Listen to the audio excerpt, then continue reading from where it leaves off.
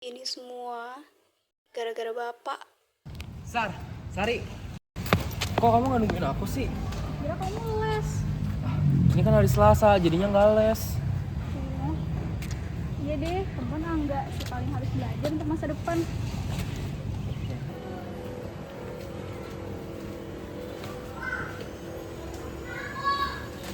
Kok baru pulang jam segini? Bapak nungguin loh dari tadi. Kenapa sih Bapak nggak pernah ngertiin aku?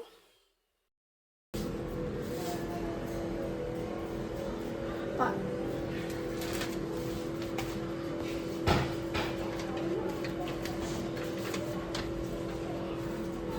Kalau gue usah ikut dulu gimana? Nah, Bapak juga nggak pernah peduli dengan keinginanku. Aku malu punya Bapak kayak dia. Bapak yang serba kekurangan dan gak punya pekerjaan yang mapan. Aku gak pernah bisa beli apa yang kubutuhkan, apalagi yang aku mau. Duh, kalau jalan lihat. Pakai mata dong. Lihat deh Dasari, rusak tuh dompet. Jangan-jangan ini dari zaman purba ya. Miskin, pinter lagi. Punya mata tuh dipakai. Ayo ke kelas capek masa orang miskin.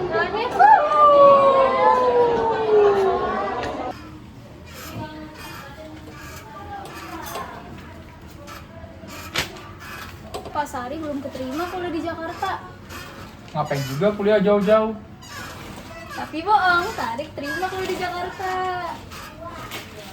Ya udah, Bapak pergi aja. Ih, Bapak harusnya seneng dong anaknya kuliah di Jakarta. Ih, mimpi apa sih aku?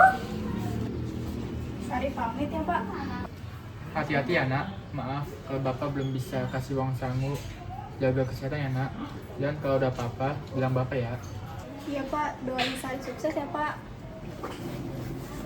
Assalamualaikum.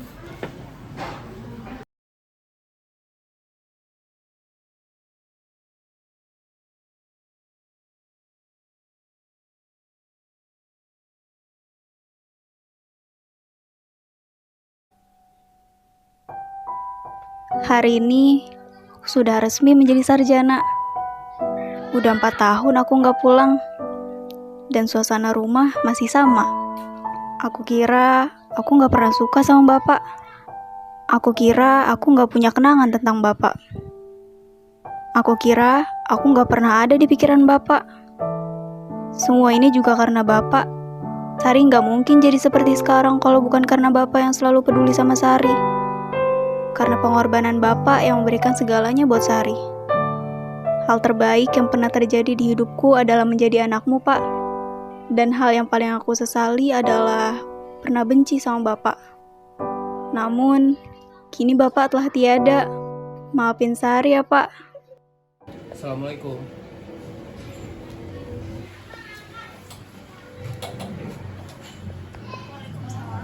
Permisi dengan Mbak Sari, anaknya Pak Tony.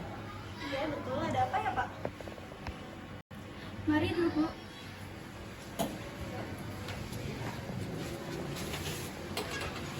Ada apa ya, Pak? Perkenalkan, saya Rian, pengacara dari Pak Tony. Sebelum wafat, beliau sempat memberikan saya pesan untuk Anda. Pak Tony, seperti yang Anda ketahui, Pak Tony terlihat seperti orang yang tidak berada. Namun pada nyatanya Pak Tony adalah bos dari pemilik sawit.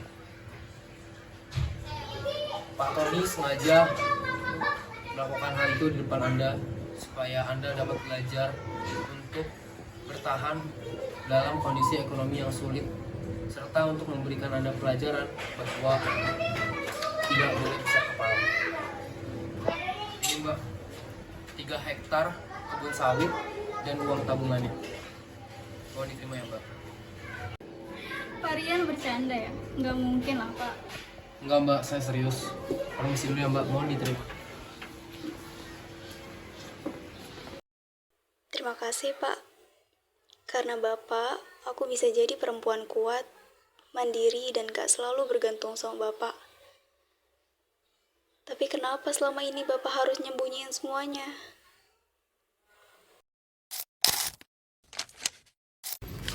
Ini hasil panen kemarin Pak, sudah dikurangin duit kebutuhan tanaman. Tapi apa Bapak nggak apa-apa kalau megang uang sedikit?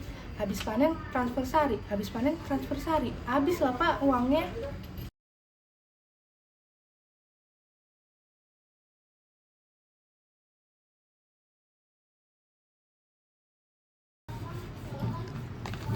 Kalau bukan buat anak, mau buat apa lagi, Mbak?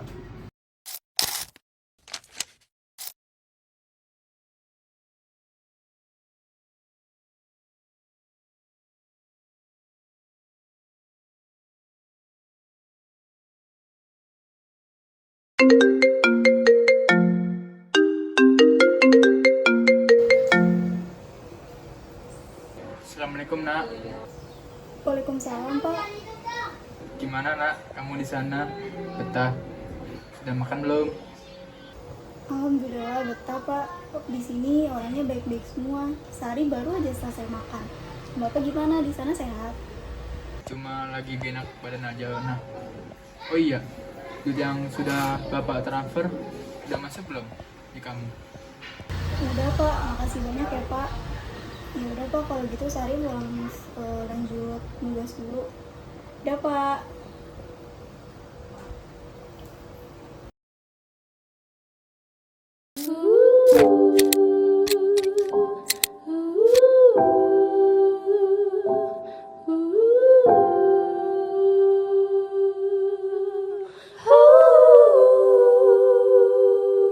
Kadang, cinta yang paling besar tak datang dari kata-kata manis, tapi dari diam yang penuh pengorbanan. Bapak bukan hanya orang tuaku, tapi juga pahlawan yang diam-diam mengorbankan segalanya demi melihatku berdiri kuat di dunia yang keras. Dulu aku malu punya bapak kayak dia, tapi sekarang aku bangga pernah menjadi anaknya. Maafin aku ya Pak, karena baru sekarang aku mengerti harta yang paling berharga bukan yang ditinggalkan, tapi kasih yang tak pernah kau minta balasannya.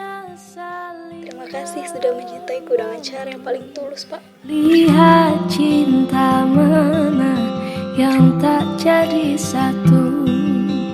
Kau memang manusia sedikit kata. Bolehkah aku yang berbicara? Kau memang manusia tak kasat rasa.